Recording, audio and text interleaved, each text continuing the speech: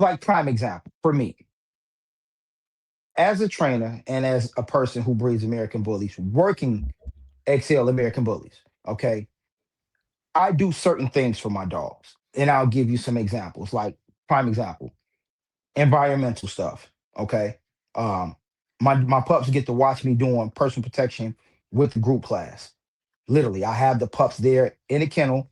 We working. They get to watch. They get to hear gunfire. They get to hear all these things that are associated with these things. Literally, I take my puppies at the age about 5 to 6 weeks old, and I'll take a regular speaker and I'll play gunfire, bombs being dropped, loud kabooms, horns, as a repetition of this noise just constantly happen, thunder clapping, all of this stuff. So the dog get used to it and becomes What's desensitized to what's it. thunderclapping?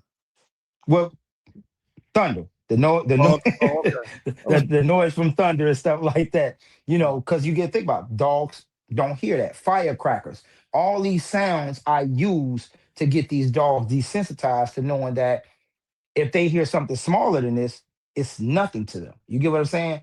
Because these are some high intense noises and things that they will hear, and it doesn't bother them. It's just like if you take a dog that lives at home in a normal family setting and you take a dog that's been raised on a train yard. That dog that live on a train yard gonna sleep through them horns, the clanging of those trains, the air hoses. He gonna sleep through it.